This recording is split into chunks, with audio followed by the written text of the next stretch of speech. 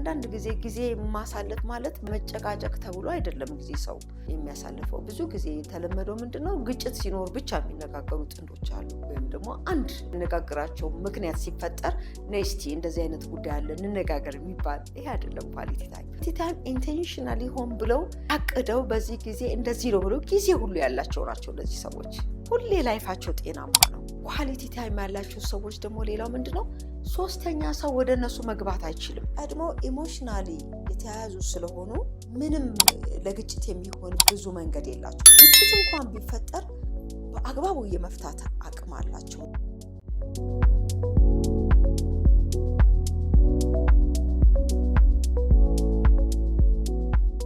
ጤና ይስጥልኝ ፕሮግራማችን ተከታታዮች እንደምን ሰነበታችሁ? ይህ የጥበብ ጎጆ የተሰኘው ፕሮግራም ነው። በዚህ ፕሮግራም እንደተለመደው ቤተሰባዊ ነክ ጉዳዮችን፣ ማህበራዊ ነክ ጉዳዮችን ይበጀናል፣ ይጠቅመናል የምንላቸውን ሀሳቦች ይዘን የምንመጣበት ነው። አብራችሁን እንድትቆዩ እየጋበዝኳችሁ ይህን ቤት ሰብስክራይብ፣ ላይክ እና ሼር ማድረግን እንዳትዘነጉ እያልኩ ወደሚቀጥለው ፕሮግራም እገባለሁ።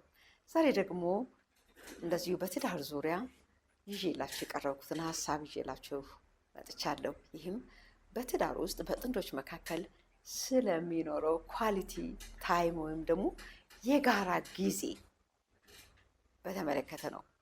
አብዛኛውን ጊዜ እንግዲህ በትዳር ውስጥ ሰዎች ልጆች በማሳደግ ህይወትን ለማሸነፍ በሚደረጉ ውጣ ውረድ ብዙ ጊዜ ስራውን ለመስራት ኑሮውን ለማቅናት እንጂ አብሮ የጋራ ጊዜ ኖሯቸው በአንዳንድ ሀሳቦች ላይ ለመነጋገር አብዛኛው ሰው ጊዜ ሰጥቶ ስለራሱ አያውቅም። በእርግጥ ጥቂት ሰዎች በቁጥር ጥቂት የሚባሉ ይሄንን ኳሊቲ ታይም ይጠቀማሉ። በወር አንዴ፣ በ6 ወር በ3 ወር አንዴ ቢሆን ወጣ ብለው ሆን ብለው ነው ይሄን የሚያደርጉት። በቃ ኢንቴንሽናል ይሄን አድርገው በጋራ አውርተው በጋራ አቅደው ስላለፈውም ጉዳይ ተነጋግረው ከባለፈው የሚያሻሽሉትንም ስለ ወደፊታቸውም አቅደው ይመለሳሉ። እንግዲህ የጋራ ጊዜ በተለያየ አይነት መልኩ ይገለጣል። ነገር ግን አብዛኛው ሰው ብቻውን ኖሮ አያውቅም። ወይም ደግሞ ልጆች አሉ። አንድ ጊዜ በጣም የሚገርሙ ጎረቤቶች ነበሩኝና እኛ ዝም ብለን ነበረ የሄድነው ያለምንም ፕሮግራም ነው ወደዛ ቤተሰብ እንሄድ የነበረው። አልጠሩንም፣ አልጋበዙንም። ነገር ግን ልጆቻቸው ሰልጥነዋል። ለካስ ባልና ሚስት የራሳቸው ኳሊቲ ታይም ነበራቸው። እናንተንም አንፈልግም ወደ ጨዋታ መሄዳችሁ፣ ለብቻችን የምናወራው ለብቻችን የምንፈልገው ነገር አለ ብለው ልጆቹን ከዚያ እኛ ስኒ ኖ እና አባቢ ዛሬ የጋራ ጊዜ ያላቸው አሉ። አልገባንም፣ እኛ በጣም አልገባንም። እንዲያውም አዘንባቸው እንዴት እንደዚህ ይሉናል ብለን ማለት ነው። ለካስ እነሱ ቀድመው የሰለጠኑ ነበሩ። እውነት ነው። የጋራ ጊዜ ያላቸው ሰዎች ብዙ ነገር መፍታት ይችላሉ፣ ህይወታቸውንም ማስደሰት ይችላሉ። ስለዚህ ሆን ተብሎ ነው የጋራ ጊዜ የሚያስፈልገው። ስለዚህ በትዳር ውስጥ የጋራ ጊዜ ወይም ደግሞ እንደዚህ ኳሊቲ ታይም ወስዶ አንዳንዴ ከከተማ ወጣ ማለት ይኖራል። ካልሆነም ወክ እያደረጉ ራቅ ወዳለ ቦታ መሄድ ይቻላል። አንዳንዴ ወጣ ወዳሉ ሆቴሎች ሄዶ ዘና ብሎ መምጣት ይቻላል። በተለያየ አይነት መልኩ አብሮ እራት እየተገባበዙ እያወሩ ጊዜን ማሳለፍ ይቻላል። በተለያዩ ሰው እንደ አቅሙ በተለያየ አይነት መልኩ የጋራ ጊዜን ማሳለፍ ይችላል። ነገር ግን እኛ ኢትዮጵያውያን አኗኗራችንም በጋራ ነው። የባል ቤተሰብ፣ የሚስት ቤተሰብ፣ ጓደኛ፣ ጎረቤት ሁሉንም ይዘን አምቀን ስለምንኖር ለራሳችን ብቻ የምንሰጠው ጊዜ የለንም። ለራሳቸው ጊዜ የሚሰጡ ሰዎች ግን አንድ ከፍተኛ የሆነ ስሜታዊ ቁርኝት አላቸው። እንደዚህ አይነት ግንኙነት የጋራ ጊዜ ለብቻ ኳሊቲ ያላቸው ሰዎች ትልቅ የስሜት ቁርኝት በመካከላቸው አለ። በጣም በተለያየ መንገድ ስሜታቸውን ያስደስታሉ። እጅግ የተቆራኙ ከመሆናቸው የተነሳ አንዳቸው በአንዳቸው ውስጥ አሉ። ሁለት ሳይሆኑ እነዚህ ሰዎች አንድ ሆነው ነው የሚራመዱት። ሌላው የተግባቦት ክህሎታቸው በጣም ያድጋል። ነፃነት አላቸው፣ ይጫወታሉ፣ ይስቃሉ። ቢቆጡም ቢደሰቱም ከፍተኛ የተግባቦት አቅም አላቸው። ሳይነጋገሩ አይን በአይን መግባባት ይችላሉ። እንደነዚህ አይነት ጥንዶች አንዱ ምን ማለት እንደፈለገ ቋንቋቸው ራሱ የግል ቋንቋ አላቸው የሚያውቁት ሌላ ሰው ሊያውቀው የማይችል እነሱ ብቻ የሚያውቁት ታይም አላቸው፣ ወይም ደግሞ እነሱ ብቻ የሚያውቁት ቋንቋ አላቸው። ይሄ ከምንድን ነው? ኳሊቲ ታይም ያላቸው ጊዜ አብሮ የሚያሳልፉ ባልና ሚስቶች በደንብ የሚነጋገሩ።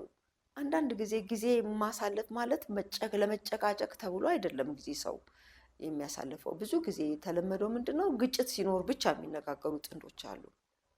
ወይም ደግሞ አንድ የሚያነጋግራቸው ምክንያት ሲፈጠር ነስቲ እንደዚህ አይነት ጉዳይ አለ እንነጋገር የሚባል ይሄ አይደለም ኳሊቲ ታይም። ኳሊቲ ታይም ኢንቴንሽናሊ ሆን ብለው አቅደው በዚህ ጊዜ እንደዚህ ነው ብለው ጊዜ ሁሉ ያላቸው ናቸው። እነዚህ ሰዎች ሁሌ ላይፋቸው ጤናማ ነው፣ ደስተኞች ናቸው። እንግዲህ ኳሊቲ ታይም ያላቸው ሰዎች ደግሞ ሌላው ምንድን ነው? ሶስተኛ ሰው ወደ እነሱ መግባት አይችልም። ቋንቋቸው አንድ ስለሆነ እጅግ ኢሞሽናሊ የተያያዙ ስለሆኑ ሶስተኛ ወገንም ሊገባም አያስብም፣ እነሱም ሊያስገቡ አይችሉም። ለምን? ቋንቋቸው አንድ ሆኗል፣ ኢሞሽናሊ ተያይዘዋል። ስለዚህ ለሶስተኛ ወገን ምንም በር የላቸውም። ለምን? እነዚህ እጅግ ጓደኛሞች ናቸው። መጽሐፍ ቅዱስ የልጅነት ሚስት ባልንጀራህን ይላል። የልጅነት ሚስት ባልንጀራ ናት። ስለዚህ እነኚህ ኳሊቲ ኦፍ ታይም ያላቸው ጥንዶች እጅግ ጓደኝነትን ያጠናክራሉ። አብረው የሚያወሩ፣ አብረው የሚመካከሩ፣ የጋራ የሆነ ነገር ያላቸው ናቸው። ስለዚህ ጓደኛሞች ናቸው እና ኳሊቲ ታይም ሲኖራቸው ጓደኝነት እንዲጠናከር ይረዳቸዋል ማለት ነው። ሌላው በመንፈሳዊ ሕይወት እንኳን እንዲያድጉ የጋራ የሆነ የሚነጋገሩት መንፈሳዊ ልምምድ የሚያደርጉበት የሚዘምሩበት የሚጸልዩበትም ታይም ይኖራቸዋል እና በመንፈሳዊ ሕይወትም ያደጉ ይሆናሉ። ስለዚህ ኳሊቲ ታይም ያላቸው ጥንዶች እጅግ ጓደኛሞች የሆኑ እንደገናም ደግሞ በእነሱ መካከል ግጭት ጠባብ ነው። ለግጭት ሰፊ በር የላቸውም። ለምን? ቀድሞ ኢሞሽናሊ የተያያዙ ስለሆኑ ምንም ለግጭት የሚሆን ብዙ መንገድ የላቸው። ግጭት እንኳን ቢፈጠር በአግባቡ የመፍታት አቅም አላቸው። ለምን? ጓደኛሞች ናቸው። አንዳቸው ሌላቸውን አንደርስታንድ በቀላሉ ማድረግ ይችላሉ። ስለዚህ ይሄ ግጭትን ይቀንሳል። ጓደኛሞች ሲሆኑ አብረው ጊዜ ሲያሳልፉ ለግጭት ያላቸው እንትን እየቀነሰ፣ ለምን? ሶስተኛ ወገንም ወደ እነሱ መግባት ስለማይችል ነው ማለት ነው። እንግዲህ በአጠቃላይ ከዚህም በላይ ብዙ ጥቅሞች ይኖሩታል። ኳሊቲ ታይም አብሮ ማሳለፍ፣ በጥንዶች መካከል እንደዚህ ጊዜ ሰጥተው የሚነጋገሩ፣ ጊዜ ሰጥተው የሚመካከሩ፣ ጊዜ ሰጥተው የሚዝናኑ፣ ጊዜ ሰጥተው ማያርፉ፣ ዛሬ ማረፍ አለብን ብሎ የሚያርፉ፣ ዛሬ እስቲ ሁሉም ነገር ይቅር ቁጭ ብለን እንጫወት የሚሉ በቁጥር ትንሽ ናቸው እነዚህ።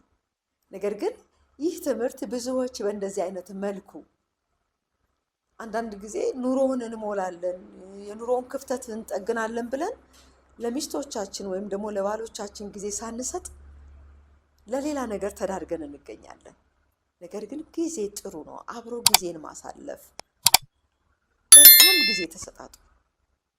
አብሮ እራት መብላት፣ አብሮ መውጣት፣ አብሮ ወክ ማድረግ፣ መደሰት፣ መጫወት፣ መቀለድ፣ መሳሳቅ፣ እነዚህ በትዳር ውስጥ እጅግ አስፈላጊዎች ናቸውና ኳሊቲ ታይምን ተጠቀሙ።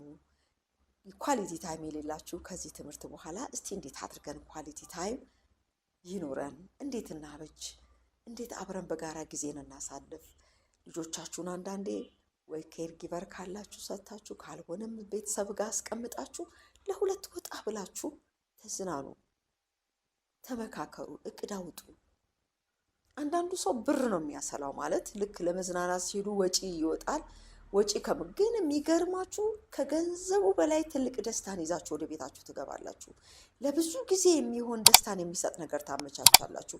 ገንዘብ ደግሞ ለመኖር ነው እንጂ ገንዘብ ዝም ብሎ ይዛችሁ አስቀምጣችሁ የማትዝናኑ፣ አብራችሁ ከሚስቶቻችሁ ጋር ኳሊቲ ታይም የሌላችሁ፣ በገንዘብ ላይ ገንዘብ የምታከማችሁ አንድ ቀን ሉዝ ታደርጉታላችሁ። ይሄንን ጊዜ ባልተጠቀማችሁ ልክ ክፍተት በእናንተ መካከል እየጨመረ ይመጣል። ቋንቋችሁ ይደበላለቃል። ኢሞሽናሊ የተራራቃችሁ ትሆናላችሁ። ጓደኛሞች አትሆኑም። አንተ ሌላ ጓደኛ ትፈልጋለህ፣ እሷም ሌላ ጓደኛ ትፈልጋለች።